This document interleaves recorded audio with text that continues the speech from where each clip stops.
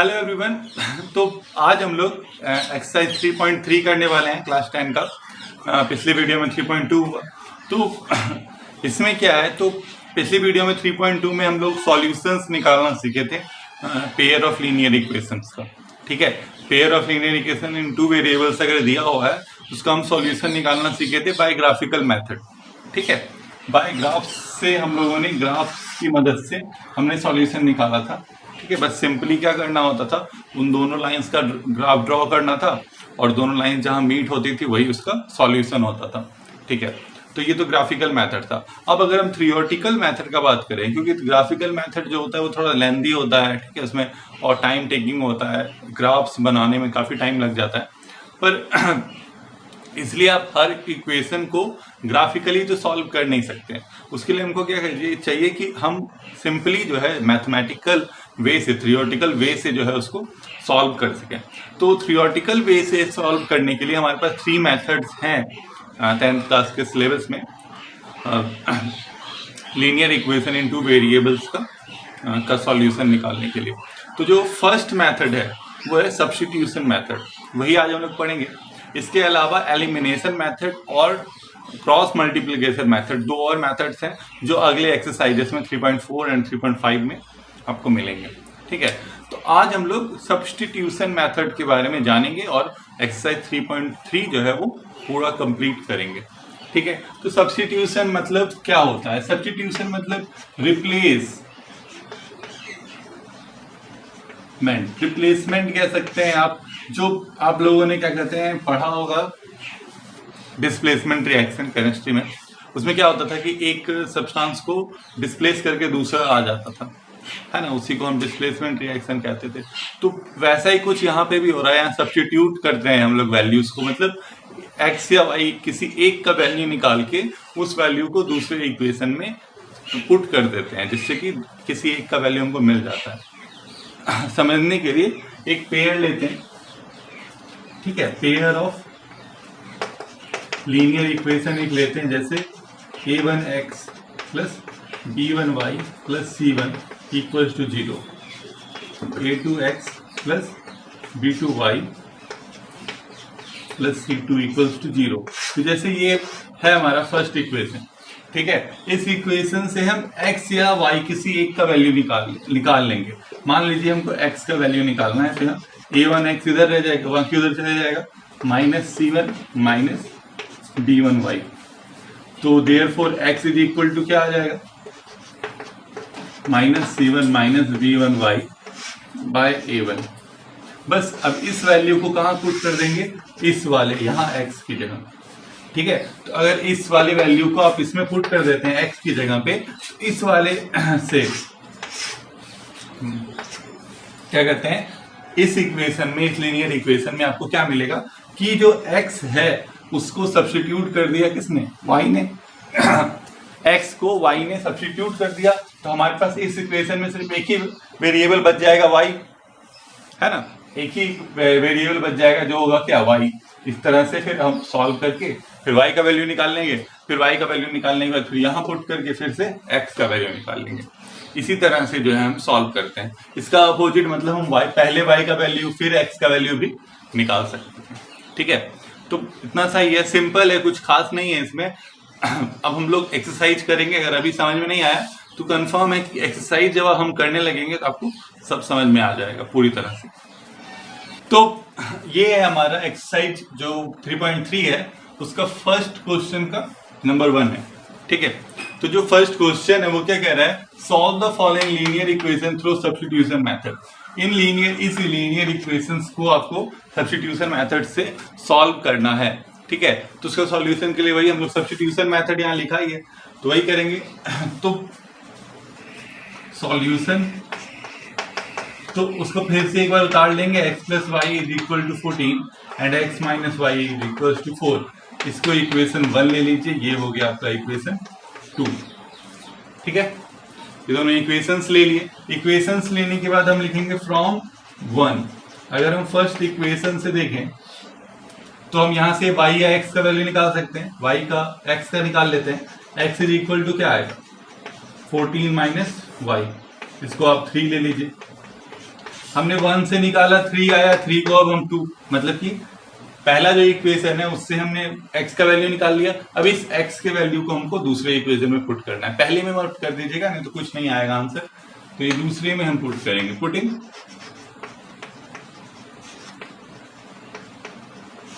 3 in 2। ठीक है, third equation को सेकंड इक्वेशन में पुट करते ही आपको क्या मिलेगा, x की जगह पे क्या आ जाएगा 14 माइनस वाई। ठीक है, x का वैल्यू है 14 माइनस वाई, वही यहाँ पुट कर दिए, माइनस वाई पहले से है, इज इक्वल्स टू 4। तो 14 minus 2y is equals to 4। यहाँ पे क्या आ जाएगा, 14 उधर चले जाएगा तो minus 2y is equals to 4 minus 14। तो minus 2y is equals to minus 10। Minus minus cancel out हो गया, y is equals to 10/2, therefore y equals 5। तो y का वैल्यू हमको मिल गया 10/2 यानी 5। इसके बाद हम क्या करेंगे, हमारे पास x का वैल्यू यहाँ पे है ना, तो यहाँ लिखेंगे पुटिंग y इक्वल्स 5 in 3। ठीक है, थर्ड इक्वेशन में हम यहाँ y is equal to 5 put कर देंगे, तो x इज इक्वल टू क्या आ जाएगा 14 माइनस y वैल्यू है 14 माइनस y आ गया 5। तो देयरफॉर x इक्वल्स टू 9। ठीक है, यही है हमारा सब्स्टिट्यूशन मेथड। देखिए कितना इजी था।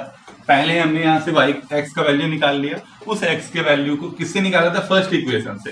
तो उस x के वैल्यू को सेकंड इक्वेशन में पुट किया, सेकंड इक्वेशन में पुट करते ही हमको y का जो ओरिजिनल वैल्यू है 5 वो आ गया, उसको फिर हमने थर्ड इक्वेशन में पुट कर दिया। आप किसी में भी, फर्स्ट में भी सेकंड में भी पुट कर सकते हैं, जिसमें भी पुट कीजिएगा आपको आंसर मिलेगा। ठीक है, तो ये हो गया हमारा क्वेश्चन नंबर 1। तो यहाँ पे देखिए क्वेश्चन नंबर 2 है फर्स्ट वन का। ठीक है, तो यहाँ पे s minus t is equal to 3 and s by 3 plus t by 2 equals to 6, ये हमको दिया हुआ है। तो सॉल्यूशन में फिर से वही पहले लिख लेते हैं, s minus t is equals to 3 s by 3 plus t by 2 equals to 6। इसको ले लीजिए equation 1, this will be equation 2। तो फ्रॉम 1 से हम क्या करते हैं, s का वैल्यू निकाल लेते हैं। तो s इज इक्वल टू क्या हो जाएगा 3 प्लस टी। ठीक है, 3 प्लस टी हो गया, ये हो गया हमारा इक्वेशन 3। 1 से निकाले थे इसलिए क्या करेंगे 2 में पुट करेंगे, पुटिंग 3 इन 2 में पुट करेंगे तो क्या आएगा, 3 को 2 में पुट कर देते हैं, यहाँ है 2 तो हो जाएगा s यानी कि 3 plus t upon 3 plus t by 2 equals to 6। ठीक है, अब इन दोनों का आप एलसीएम लीजिएगा तो आपको 6 मिल जाएगा एलसीएम। तो ये 2 से मल्टीप्लाई हो जाएगा क्या 3 प्लस टी, और ये किससे मल्टीप्लाई हो जाएगा 3 से, इज इक्वल्स टू 6। ये 6 को उधर भेज दीजिए तो मल्टीप्लाई हो जाएगा। तो हमारे पास यहाँ पे क्या आएगा, पहले 3 2 6 plus 2t plus 3t equals to 6 into 6। तो अब यहाँ पे देखिए 6 plus 5t is equals to क्या हो गया 36। तो अब 6 उधर चले जाएगा तो हमारे पास आएगा 5t इक्वल्स 36 माइनस 6। तो 5t इक्वल्स क्या आ गया 30। तो t equals to 30/5, therefore t equals 6। t का वैल्यू हमारे पास 6 आ गया। अब इस t के वैल्यू को हम किसमें पुट कर देंगे 3 में, है ना, putting t is equals to 6 in 3। Third equation में पुट करते ही आपका s का जो वैल्यू है वो है 3 प्लस t यानी 6। तो देयर क्या आ जाएगा 9 आ जाएगा वैल्यू, है ना। तो यही है हमारा सेकंड इक्वेशन का सॉल्यूशन। तो यहाँ पे बस आपका सॉल्यूशन क्या आ गया, लास्ट में हम जो है जो भी जब भी सॉल्व करते हैं तो बस लास्ट में एक और बार लिख देते हैं, therefore t is equals to 6 and s is equals to 9। ठीक है, इससे हमारा ये जो हमारा वैल्यूज आए उसको हम एक बार और लिख देते हैं लास्ट में, देयरफॉर करके या हेंस करके। ठीक है, ये हमारा क्वेश्चन नंबर 3 फर्स्ट का। तो यहाँ पे देखिए 3x minus y is equal to 3, 9x minus 3y is equals to 9, ये दिया हुआ। इसका हमको फिर वही सेम सब्स्टिट्यूशन मेथड से सॉल्व करना है इस इक्वेशन को। तो हम लोग लेंगे पहले सॉल्यूशन में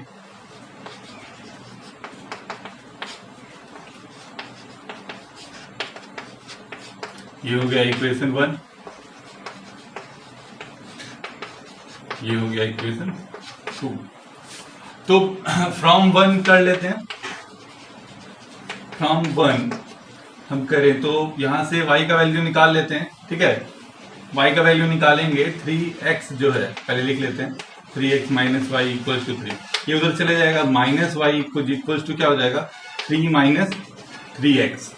ठीक है, तो y का वैल्यू निकालने के लिए इसको माइनस से मल्टीप्लाई कर दिए सबको, तो हो जाएगा 3x माइनस 3। ठीक है, y इज इक्वल टू क्या आया, y इज इक्वल टू आया 3x माइनस 3। इसको हम ले लिए इक्वेशन 3। अब इसको हम क्या करेंगे, पुटिंग 3 को किस में पुट कर देंगे, तो 2 में पुट कर देंगे, क्योंकि हम फर्स्ट सिर्फ इक्वेशन 1 से ये 3 निकाले। तब वह 2 में पुट करेंगे तो क्या आएगा, 9 की जगह आ जाएगा 3x, सॉरी 9 के साथ तो x ही रहेगा, माइनस में 3x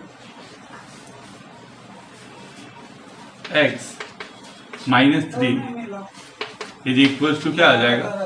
तो देखिए यहाँ पे 9x है, minus 9x plus 9 equals to 9। देखिए 9x यहाँ कैंसिल आ जाता, आउट हो गया, बचा क्या 9 इक्वल्स टू 9, जो कि ये वैल्यू जो है मतलब कि कुछ भी वैल्यू रखने पे यही आना चाहिए, दिस इज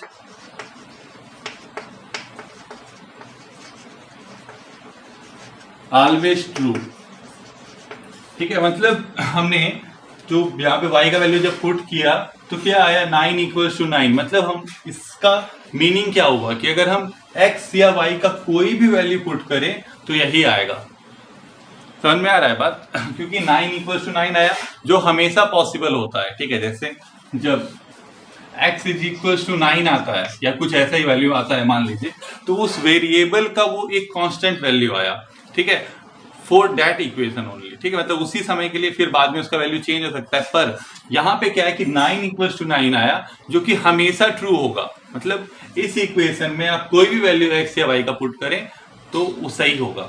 ठीक है, मतलब आप इसको देखेंगे भी, अगर हम लोग पिछले तरीके से इसको समझें तो देखिए क्या है, 3/9, 3/9 क्या होगा 1/3, माइनस 1/-3, फिर 1/3, 3/9 1/3। तो a1/a2, b1/b2 and c1/c2 all the ratios are equal, आपस में इक्वल है, तो कितना इनफाइनाइट नंबर ऑफ सॉल्यूशंस होते हैं होंगे इसके, है ना। ये ट्रू, मतलब अगर ऐसा कुछ आता है उसका मतलब यही है, it has therefore it has infinite number of solutions. ठीक है, इनफाइनाइट नंबर ऑफ सॉल्यूशंस होंगे, और which is given by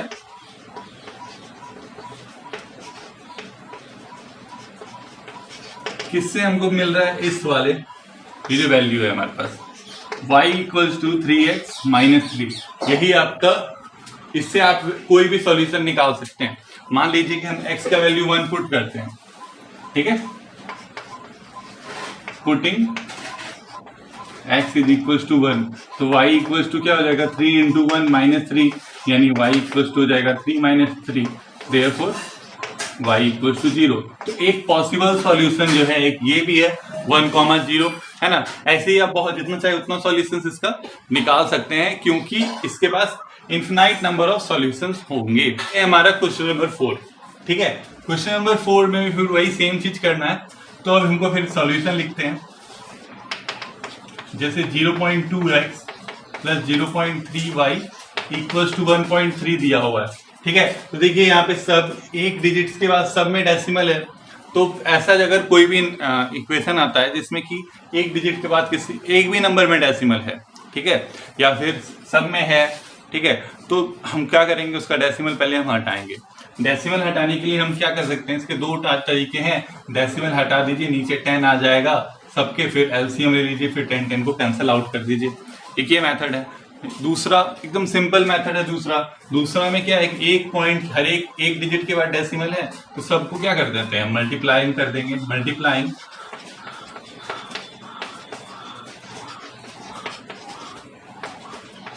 both sides by 10 से हम मल्टीप्लाई किए तो क्या आ गया, 2x plus 3y equals to 13। अब इसको आप इक्वेशन 1 ले लीजिए।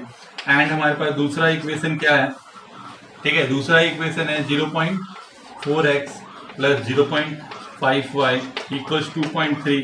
इससे भी वही मल्टीप्लाइंग बोथ साइड बाय 10 से हम मल्टीप्लाई करेंगे, बोथ साइड्स को मल्टीप्लाई करेंगे तो फिर क्या आ जाएगा हमारे पास 4x plus 5y equals to 23। ये हो गया आपका इक्वेशन 2। ठीक है, अब फ्रॉम वन जो है हम लोग x का वैल्यू निकालते हैं। 2x इज इक्वल्स टू क्या हो गया, 13 minus 3y। x is equals to हो गया 13 माइनस 3y अपॉन 2। ये हो गया आपका इक्वेशन 3। तो अब 3 को देखिए 1 से निकाले हैं तो किसमें पुट कर देंगे, 3 को 2 में, है ना। एक ही चीज है जो हम लोग करते आ रहे हैं बार बार, ठीक है, सेम चीज है। इसको 3 को हम 2 में पुट कर देंगे तो 2 ये है, तो x का वैल्यू यहाँ पे आपको दिख रहा है 4 into 13 minus 3y upon 2 plus 5y equals to 23। ठीक है, यहाँ पे देखिए 13 4s are 52 and 3 4s are, sorry ये वैल्यू कैंसिल आउट हो जाएगा, 2 सर 4। अब मल्टीप्लाई कीजिए, 13 2 सर 26, 3 2 सर 6 प्लस 5y इक्वल्स टू 23। ठीक है, तो ये आने के बाद अब क्या आ गया हमारे पास, आ गया minus 26 minus y equals to 23। ठीक है, ये माइनस वाई इन दोनों को माइनस करके अब माइनस वाई इक्वल्स टू क्या हो गया, 23 माइनस 26, तो minus y equals to minus 3, minus minus cancel out, therefore y equals 3। Y equals हमारा हो गया 3 के। ठीक है, अब ये 3 आने के बाद हम लोग क्या करेंगे, इसको इसमें पुट कर देंगे, है ना, 3 में पुट कर देते हैं, putting y equals to 3 in equation 3। हम इक्वेशन 3 में इसको पुट करेंगे तो हमारे पास आ जाएगा x is equals to 13 minus 3 into 3 by 2। तो x इज इक्वल्स टू क्या हो जाएगा, 13 minus 9 by 2, x is equals to आ गया 4 बाई 2, तो कितना आ जाएगा 2। तो देयरफॉर हमारा x का वैल्यू क्या हो गया 2 और y का वैल्यू क्या हो गया 3। ये हो गया हमारा सॉल्यूशन। ये है हमारा क्वेश्चन नंबर 5 फर्स्ट का। ठीक है, पहले फिर इन दोनों को लिख लेते हैं, √2x plus √3y equals to 0, √3x minus √8y equals to 0। ये हो गया आपका इक्वेशन 1, ये हो गया इक्वेशन 2। ठीक है, फ्रॉम 1 हम कर सकते हैं √2x plus √3y equals to 0, तो √3y इक्वल्स टू क्या हो जाएगा, माइनस ऑफ √2x। ठीक है, तो देयरफॉर y इक्वल्स टू क्या हो जाएगा, माइनस √2x अपॉन √3। इसको आप ले लीजिए थर्ड इक्वेशन। ठीक है, ये हमारा हो गया थर्ड इक्वेशन। ठीक है, अब इस वैल्यू को, जो वैल्यू हमारे पास y is equals to √2x upon minus √2x upon √3, ये थर्ड इक्वेशन है। तो इस थर्ड को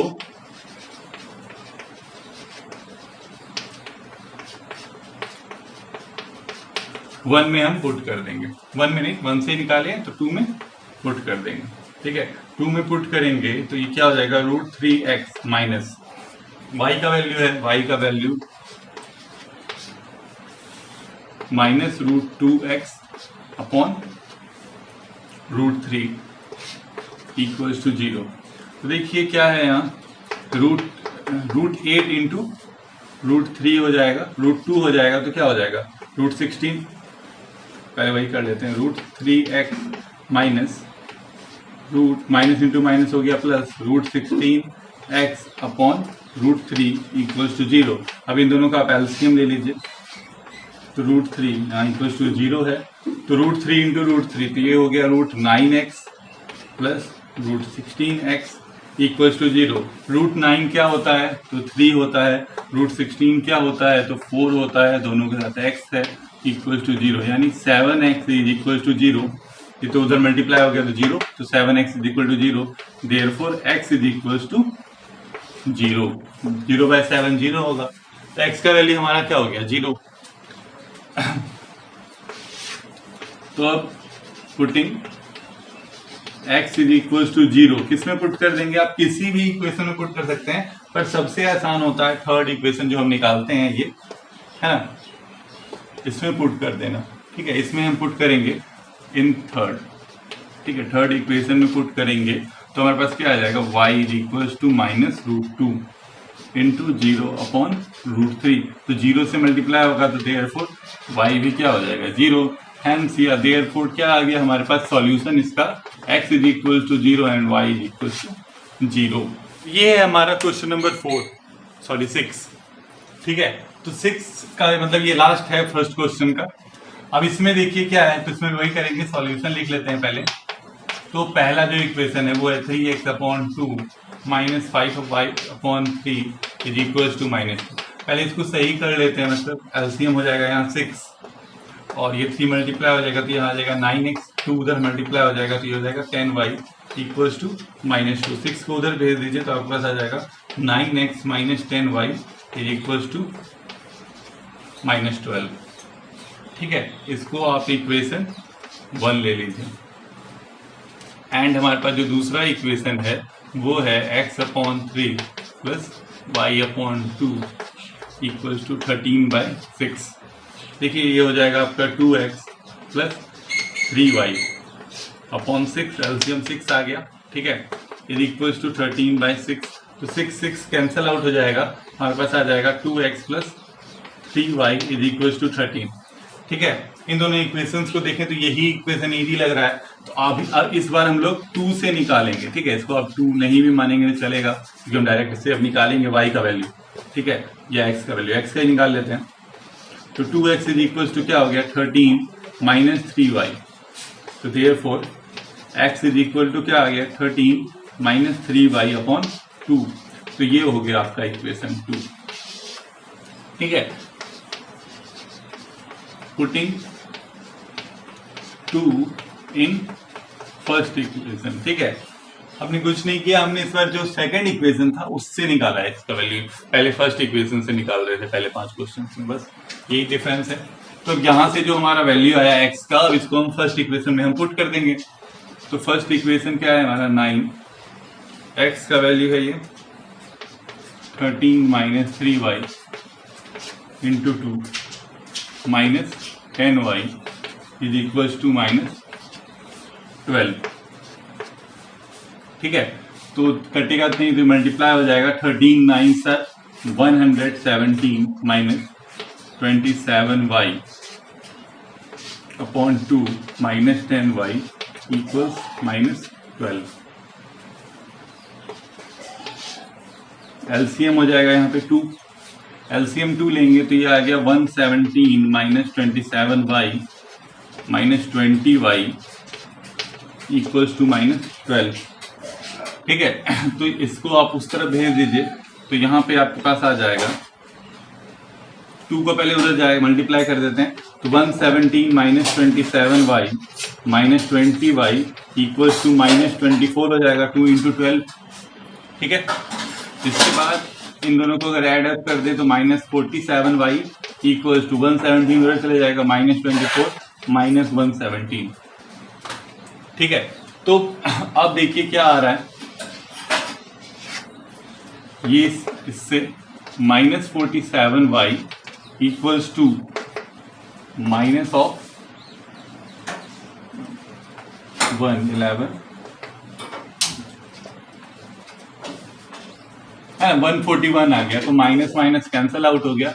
y इक्वल्स टू 141 बाई 47, तो 47 3 साल होता है 141, हाँ 3 साल, तो देयरफॉर y इक्वल्स 3। हमारा y का वैल्यू 3 आ गया। अब यहाँ पे जो है हमारा x का वैल्यू है, putting y equals 3 in second equation. हम सेकेंड इक्वेशन में y इक्वल्स टू 3 पुट करने वाले हैं। इसको जब हम सेकेंड इक्वेशन में पुट करेंगे, देखिए यहाँ है सेकेंड इक्वेशन, तो क्या आ जाएगा, x is equals to 13 minus 3 into 3 by 2 sorry. ठीक है, तो क्या हो गया यहाँ पे, x इज इक्वल्स टू आ गया 13 minus 9 by 2, x is equals to हो गया 4 बाई 2, देयरफॉर x का वैल्यू क्या आया, 2। ठीक है, थोड़ा सा कंजेस्टेड हो गया लेकिन आपको दिख रहा होगा, x इज इक्वल्स टू हमारा लास्ट में क्या आ गया, 2 आया। ठीक है, तो ये हमारा क्वेश्चन नंबर 1 का जो था ये लास्ट क्वेश्चन था। हैंस लिख देंगे लास्ट में, x is equal to 2 and y is equals to 3। ये है हमारा क्वेश्चन नंबर 2। क्वेश्चन नंबर 2 में solve 2x plus 3y is equals to 11 and 2x minus 4y is equals to minus 24। Hence find the value of m in which for which y is equal to mx plus 3। तो हमको देखिए यहाँ पे वही same process है जो अभी तक हम लोग करते आ रहे हैं। सब्स्टिट्यूशन मेथड से हम इन दोनों का इक्वेशन को सॉल्व करके x और y का वैल्यू निकाल लेंगे। x और y का वैल्यू निकालने के बाद हमको m का वैल्यू निकालना है। हाँ, x और y का वैल्यू पुट कर देंगे और उससे क्या कौन सा वैल्यू निकाल लेंगे, m का। ठीक है, तो स्टार्ट करते हैं। तो यहाँ पे जो हमारा इक्वेशन है वो है 2x plus 3y equals to 11। इसके बाद दूसरा जो है वो है 2x minus 4y equals to minus 24। तो ये हो गया हमारा first equation. This is for second equation. हम लोग फ्रॉम वन फर्स्ट इक्वेशन से x का वैल्यू निकाल लेते हैं। हमारे पास है प्लस ये था, तो 2x plus 3y equals to 11। तो 2x इज इक्वल्स टू क्या आ जाता है, 11 minus 3y। x is equals to 11 minus 3y upon 2। ये हो गया हमारा थर्ड इक्वेशन, x का वैल्यू। अब x के वैल्यू यानी इस थर्ड इक्वेशन को हम लोग किसमें पुट कर देंगे, इन सेकेंड वन, क्योंकि फर्स्ट से निकाले हैं। तो पुटिंग v इन 1। ठीक है, 1 में हम पुट करेंगे तो क्या आएगा, सॉरी 2 में पुट करेंगे तो क्या आएगा, 2 into 11 minus 3y upon 2 minus 4y equals minus 24। तो ये 2 कैंसिल आउट हो जाएगा, बचेगा क्या, 11 minus 3y minus 4y is equals minus 24।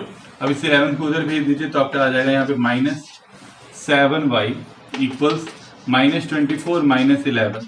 तो minus 7y is equals to क्या हो गया, दोनों को ऐड अप कर दीजिए तो माइनस 35। तो यहाँ पे आ गया minus minus cancel out, y equals to आ गया 35 अपॉन 7। तो इसको देयरफॉर y का वैल्यू क्या हो गया, 5 आ गया है ना, 7 5 का 35। तो y का वैल्यू हमको मिल गया यहाँ पे 5। y का वैल्यू 5 मिलने के बाद हम लोग क्या करेंगे, इसको 3 में पुट कर देंगे। Putting y equals to 5 in third equation. Third equation में हम जैसे इसको पुट करेंगे तो हमारे पास x इज इक्वल्स टू क्या आ जाएगा, 11 माइनस 3 इंटू 5 बाय 2। यही आएगा x का वैल्यू। तो क्या हो गया, x इज इक्वल्स टू हो गया 11 माइनस 15 बाय 2। तो x इज इक्वल्स टू हुआ minus 4 by 2। Therefore x equals minus 2।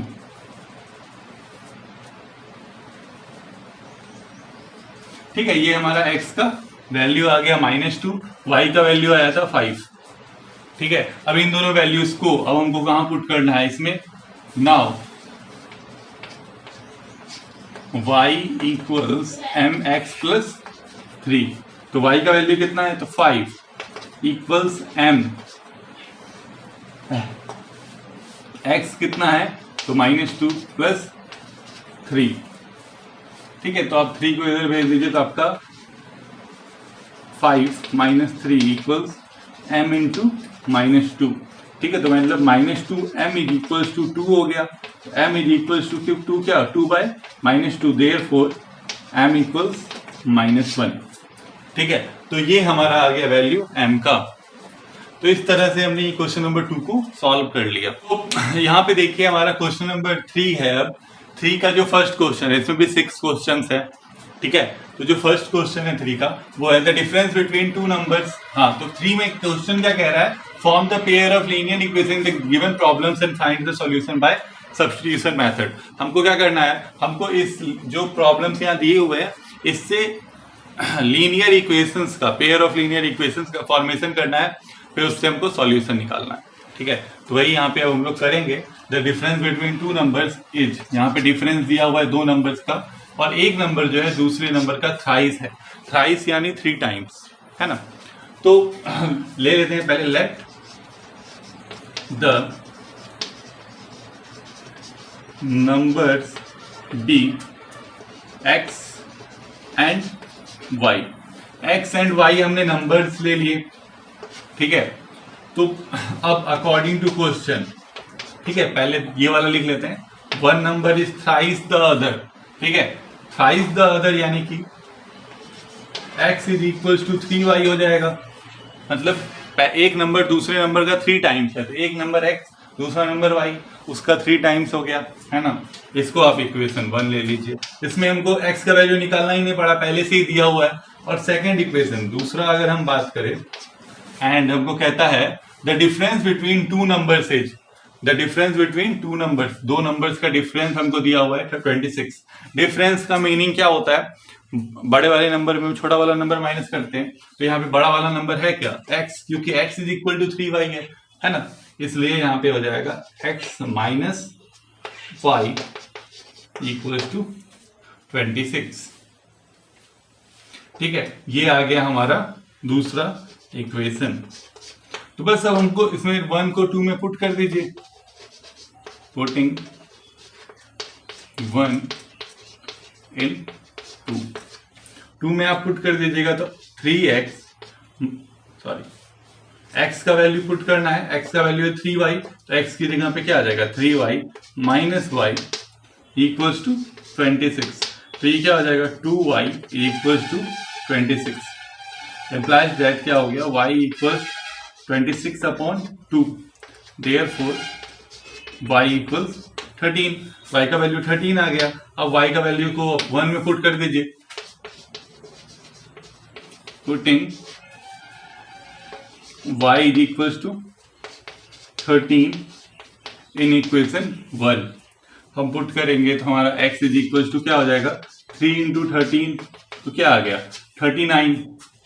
तो hence the required numbers are 39 and 13।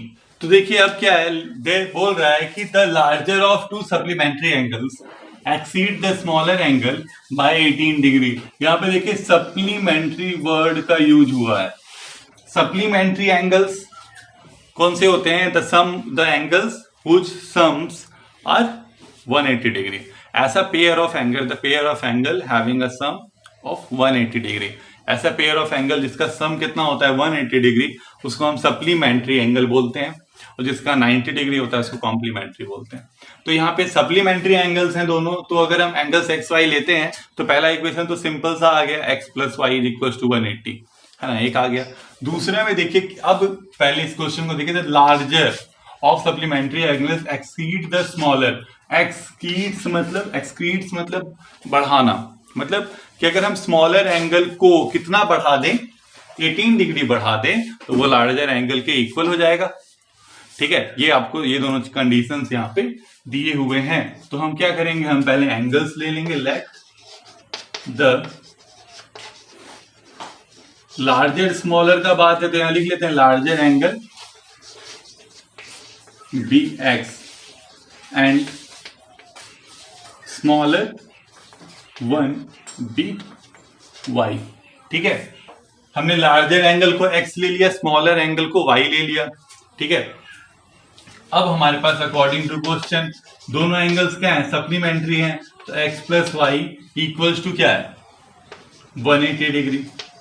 इसके अलावा जो दूसरा हमारा बात कह रहा है कि जो लार्जर एंगल है x है, स्मॉलर एंगल्स में अगर हम 18 बढ़ाएंगे, स्मॉलर एंगल में क्या करेंगे 18 डिग्रीज को बढ़ाएंगे तो किसके इक्वल हो जाएगा, लार्जर एंगल के इक्वल हो जाएगा। तो स्मॉलर एंगल y है, y में 18 ऐड कर दिए तो ये किसके इक्वल हो गया, x के इक्वल हो गया। बस ये हो गया आपका इक्वेशन 1। इसमें भी हमको क्या है x का वैल्यू निकालना नहीं पड़ा, पहले से दिया हुआ है, तो हम लोग 2 को पुटिंग 2 in 1 हम 1 में पुट कर देंगे। 1 में पुट करेंगे तो हमारे पास क्या आ जाएगा, x की जगह पे y प्लस 18 है ना, और प्लस y पहले से ही है इज इक्वल टू 180 डिग्री। ठीक है, इसमें इसको पुट किए, x की जगह पे y प्लस 18 लिख दिए और ये y है, तो ये क्या हो गया 2y इक्वल टू 18 उधर जाएगा 180 माइनस 18, तो 2y इक्वल टू क्या आ जाएगा 2 162। ठीक है, तो ये 162 हो जाएगा, तो y इज इक्वल टू क्या हो जाएगा 162/2। ठीक है, y का वैल्यू आएगा 162/2।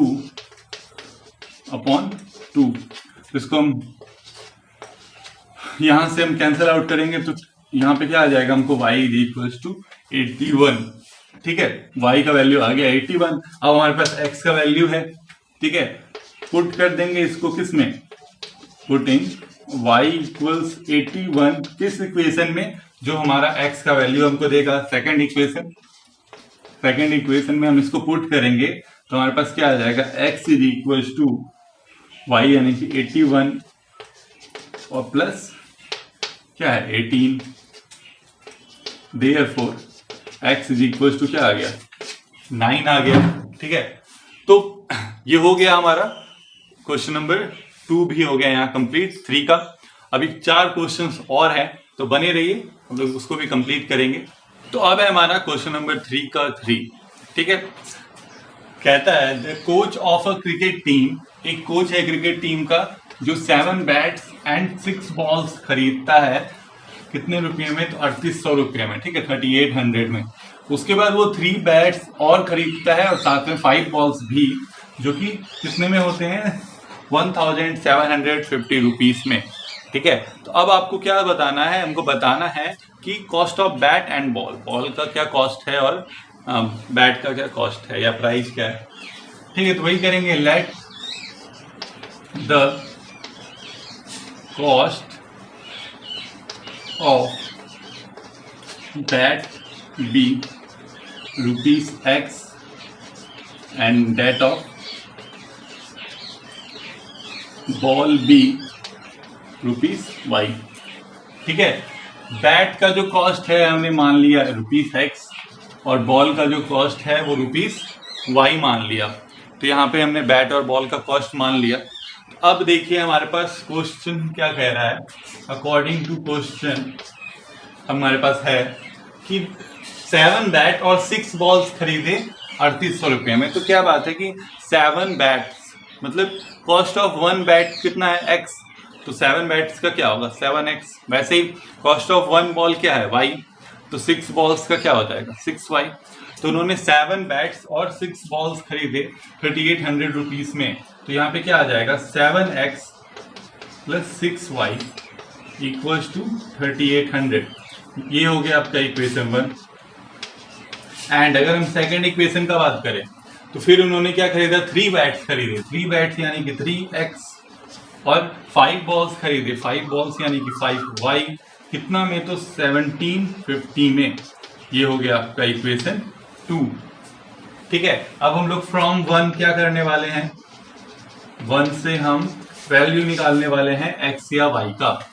ठीक है, Y का X का ही निकालते हैं या Y का निकालते हैं।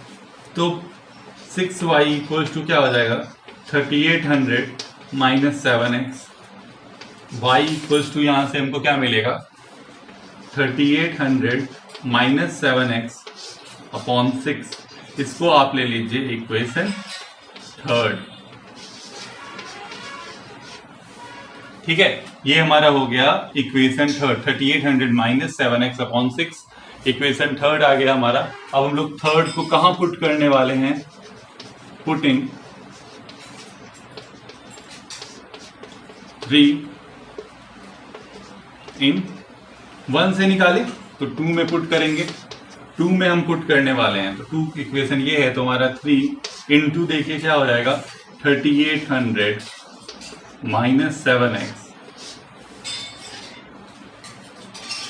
हमने y का वैल्यू निकाला है तो ये x तो वैसे ही रह जाएगा। ठीक है, तो ये हो जाएगा हमारा 3x, 5 इंटू होगा 3800 minus 7x upon 6 equals to 1750। ठीक है, ये आ रहा है हमारा वैल्यू हमने जब पुट किया। ठीक है, अब देखिए अगर हम जब इसको सॉल्व करते हैं तो 3x प्लस 5 से मल्टीप्लाई होगा। ठीक है, तो 5 से मल्टीप्लाई होगा तो 0 0, 8 5 सर 40 कैरी 4, 15 एंड 4, 3 5 सर 15, 19,000। ठीक है, ये अलग है, 19,000 आया माइनस 35x अपॉन 6 इक्वल 1750। ठीक है, अब एलसीएम ले लीजिए तो ये आ जाएगा आपका पूरा 6 से मल्टीप्लाई हो जाएगा तो हो जाएगा 18x plus 19,000 minus 35x equals 1750। ठीक है, 18x माइनस 35x क्या हो जाएगा, तो हो जाएगा और साथ में 6 को उधर मल्टीप्लाई करने में भेज दीजिए तो हो जाएगा आपका minus 17x plus 19,000 equals 750 into 6। ठीक है, 750 इंटू 6 अगर हम करें तो आएगा minus 17x plus 19,000 equals to 0, 6 5 सर 30 कैरी 3, 7 6 सर 43 एंड 3 तो 45 कैरी 4, 6 1 सर 6 एंड 4 10, तो 10,500 जो है ये आ गया यहाँ पर हमारा वैल्यू। अब बस इसको 19,000 को उधर शिफ्ट कर दीजिए, आपके पास आ जाएगा minus 17x is equal to 10,500 minus 19,000, 10,500 minus 19,000 तो minus 17x is equal to क्या आ गया, माइनस आ गया 8,500, minus minus cancel out, x is equal to 8,500 upon 17, therefore x is equal to 500। तो कॉस्ट ऑफ बैट आ गया हमारा 500। अब बस हमको इसमें उसको पुट करना है, तो अब हम पुट करते हैं तो y इज इक्वल टू जो है पुट कर रहे हैं किसको, x is equal to 500 in 3। ठीक है, x is equal to 500 in equation 3 में पुट करते ही y इक्वल टू क्या है हमारा 3800 माइनस हो जाएगा 7 इंटू 500 बाई 6। तो देखिए 3800 माइनस क्या हो जाएगा 3500 अपॉन 6, तो ये हो जाएगा 300 बाई 6। किसका value, y is equals to आ गया 300 बाई 6। इसको हम कैंसल आउट करेंगे तो आ जाएगा ₹50, है ना। तो लिखेंगे so the cost of bat is ₹500 and that of ball is ₹50। ठीक है, थोड़ा सा लेंदी हो गया फिर ये क्वेश्चन। तो देखिए ऐसे क्वेश्चंस जो होते हैं ना, हम लोग इसमें जो सब्स्टिट्यूशन मेथड होता है वो छोटे छोटे इक्वेशंस के लिए होता है। ठीक है, ये जो इतने बड़े बड़े इक्वेशंस 3800 1750 इन सभी इक्वेशंस में हम सब्स्टिट्यूशन मेथड्स का यूज नहीं करते हैं। जब हम लोग सारे मेथड सीख जाएंगे तो हम लोग ऐसे इक्वेशंस में एलिमिनेशन मेथड यूज करेंगे। बहुत ही सिंपल सा है, मतलब वो छोटे से मतलब 4 5 10 6 7 स्टेप मैक्सिमम जाता है और वो क्वेश्चन हमारे सॉल्व हो जाते हैं। पर ये वाला थोड़ा सा लेंथी जाएगा सब्स्टिट्यूशन मेथड। ठीक है, ये है हमारा क्वेश्चन नंबर 4। ठीक है, थर्ड का 4th number, a taxi charges in a city consist of a fixed charge together with the charge for distance covered। ठीक है, एक टैक्सी है, ठीक है, बट सिटीज में जो टैक्सीज चलते हैं उनमें क्या होता है, एक फिक्स चार्ज होता है पहले तो, ठीक है। फिक्स चार्ज मतलब कि अगर आप टैक्सी पे बैठ के 2 कदम भी चल के उतर गए तो उनको आपको वो चार्ज देना ही होगा, ठीक है। उसके बाद जब दूसरा जो चार्ज और एक होता है, वो फिक्स चार्ज के अलावा वो दूसरा चार्ज है कि हर किलोमीटर पे जैसे जैसे आप जैसे बैठे तो वो फिक्स चार्ज तो आपको देना ही पड़ेगा। अब आपने 1 किलोमीटर ट्रैवल किया तो उस 1 किलोमीटर का फिर अलग से चार्ज लगता है, फिर 2 किलोमीटर का फिर अलग से चार्ज लगता है। तो इस तरह से जो है टैक्सी चार्ज करता है सिटीज में। तो वही आपको इसमें दिया हुआ है कि अगर कोई पर्सन जो है वो 10 किलोमीटर का डिस्टेंस ट्रैवल करता है तो उसको 105 रुपीज पेड करने होते हैं, ठीक है। और 15 किलोमीटर का अगर डिस्टेंस ट्रैवल करता है तो उसको कितना 155 किलोमीटर रुपीज पेड करना होता है, ठीक है। तो आपको फिक्स चार्जेस और चार्ज पर किलोमीटर निकालना है, और साथ में ये भी बताना है कि अगर कोई इंसान जो है उसको 25 किलोमीटर अगर ट्रैवल करना है उस टैक्सी से तो उसको कितना जो है चार्ज देना होगा, ठीक है, कितना पैसे उसके खर्च होने वाले हैं।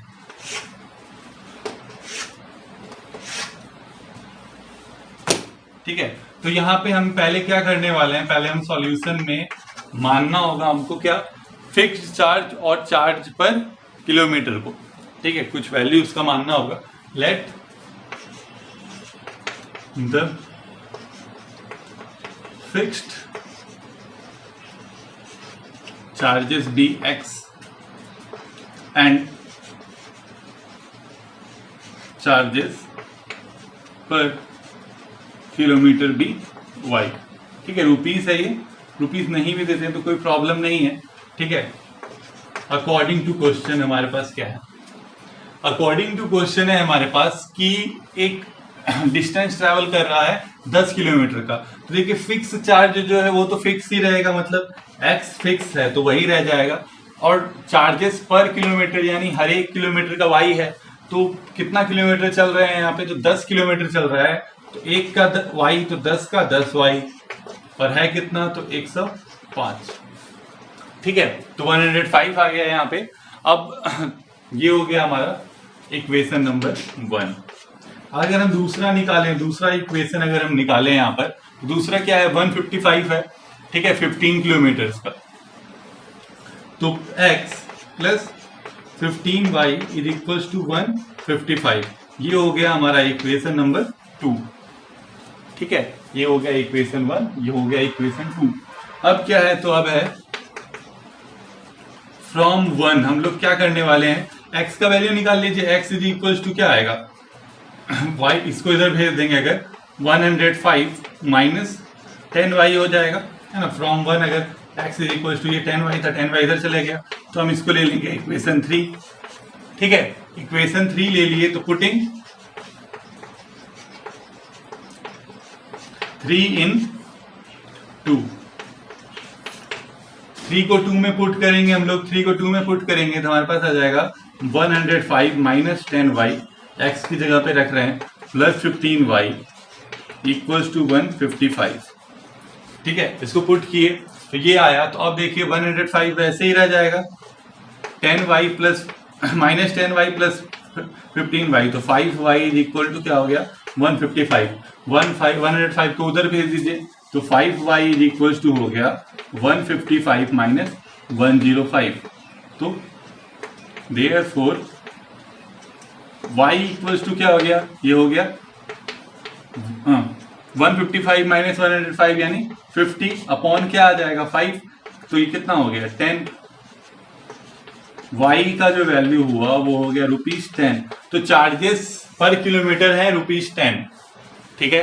चार्जेस पर किलोमीटर y था तो y का वैल्यू आ गया 10, ये तो निकल गया। अब इसके बाद हमको x का वैल्यू निकालना है, तो हम यहाँ पे x का वैल्यू निकाले थे इक्वेशन 3 में, अब हम इसको पुट कर देंगे, लिखेंगे put in y is equal to 10 in equation 3, तो क्या हो जाएगा x is equal to 105 minus 10y था तो 10 इंटू 10 हो जाएगा, तो x is equal to 105 minus 100, ठीक है। देयरफॉर क्या हो गया हमारे पास x इज इक्वल टू ₹5, तो फिक्स्ड चार्ज यहाँ निकल गया ₹5, चार्जेस पर किलोमीटर निकल गया ₹10। अब लास्ट में हमसे मांगा है कि अगर कोई इंसान 25 किलोमीटर का डिस्टेंस ट्रेवल करेगा, ठीक है, तो उसको कितना चार्ज पे करना होगा। तो निकाल लेते हैं चार्जेस फॉर 25 किलोमीटर। तो फिर इसमें 25 किलोमीटर है तो x तो फिक्स ही रहा, और y है पर किलोमीटर, 1 किलोमीटर का y, तो 25 का 25y। तो x कितना है, x है आया हमारा 5 प्लस y आया 10, तो 25 इंटू 10 यानी कि क्या हो जाएगा 5 प्लस 250 इक्वल्स ₹255। ठीक है, ये है हमारा क्वेश्चन नंबर 5 ऑफ 3। ठीक है, 3 का 5 है। इसको सॉल्व करते हैं तो इसमें आपको बोल रहा है कि अ फ्रैक्शन बिकम्स, एक फ्रैक्शन है जो 9/11 हो जाता है जब हम उसमें 2 ऐड कर देते हैं न्यूमिनेटर और डिनोमिनेटर में। ठीक है, अगर हम 2 ऐड अप कर देते हैं न्यूमिनेटर और डिनोमिनेटर में तो फ्रैक्शन क्या हो जाता है, चेंज हो जाता है किसमें, 9/11 में। ठीक है, और क्या है कि अगर हम 2 के बदले 3 ऐड कर देते हैं उसके न्यूमिनेटर और डिनोमिनेटर में, क्या ऐड कर देते हैं 3 इज इक्वल टू सेम, मतलब न्यूमिनेटर और डिनोमिनेटर में, तो वो क्या बन जाता है 5/6 बन जाता है वो फ्रैक्शन।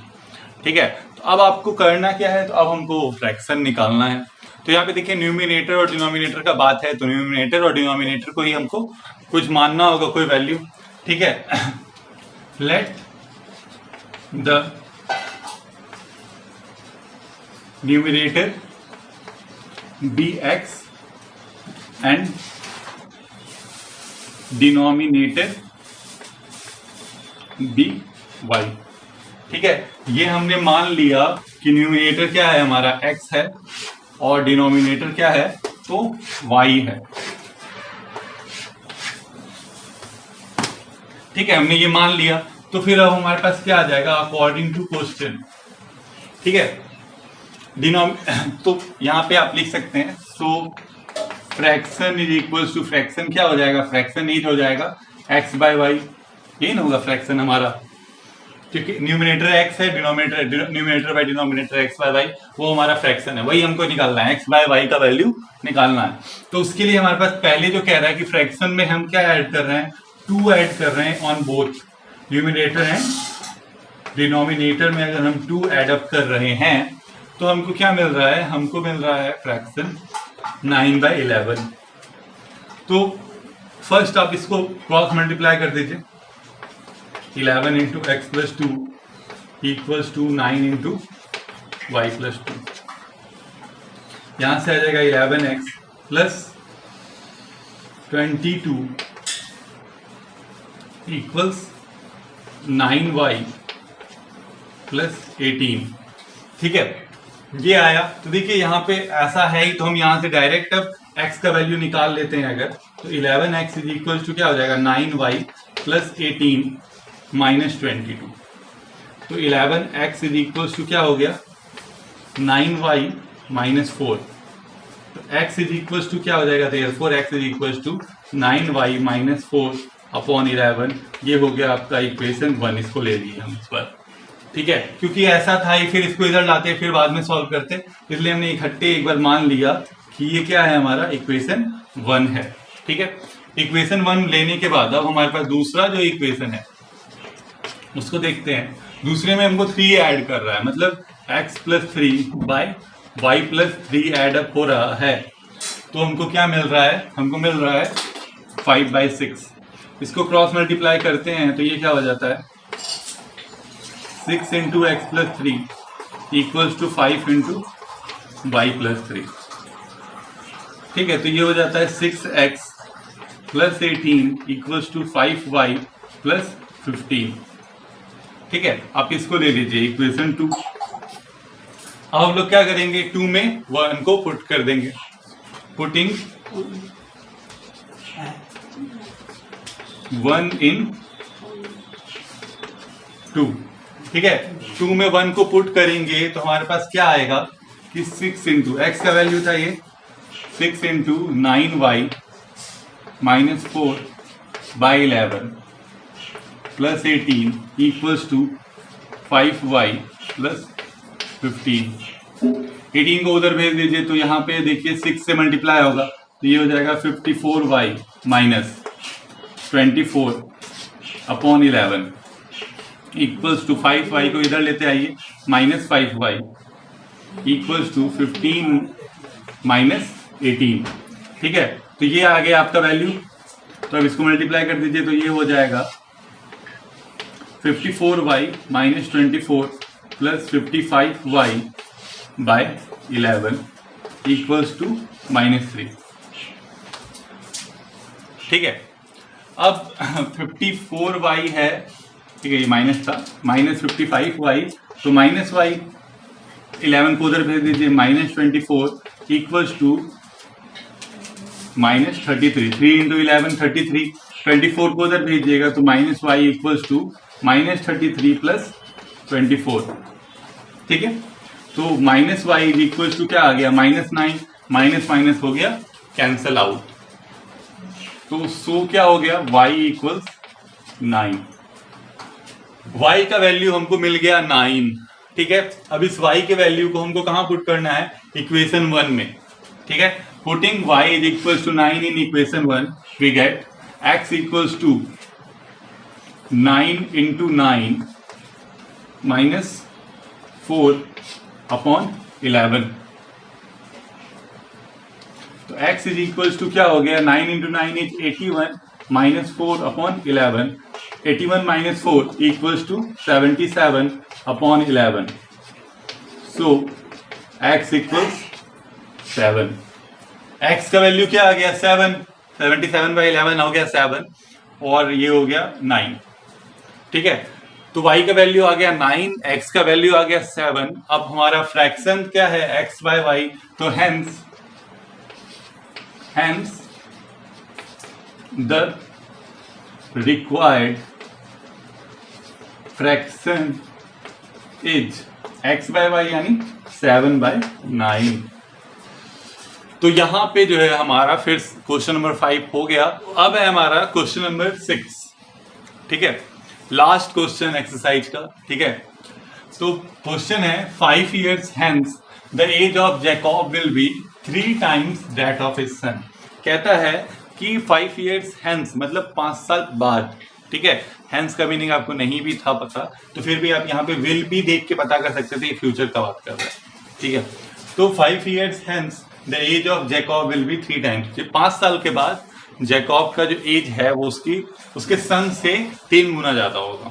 ठीक है, और 5 साल पहले का अगर हम बात करें तो जैकॉब का एज जो था वो 7 टाइम्स था। ठीक है, हिज सन से। तो अब हमको क्या करना है, तो अब हमको वैल्यूज निकालना है प्रेजेंट एज इसका। इन दोनों का हमको प्रेजेंट एज निकालना है, किसका, तो जैकॉब का और उसके बेटे का। ठीक है, प्रेजेंट एज हमको निकालना है। तो प्रेजेंट एज को हम मान लेंगे कुछ वैल्यू। ठीक है, एक्स एंड वाई ही मान रहे हैं, वही मानेंगे। Let the age of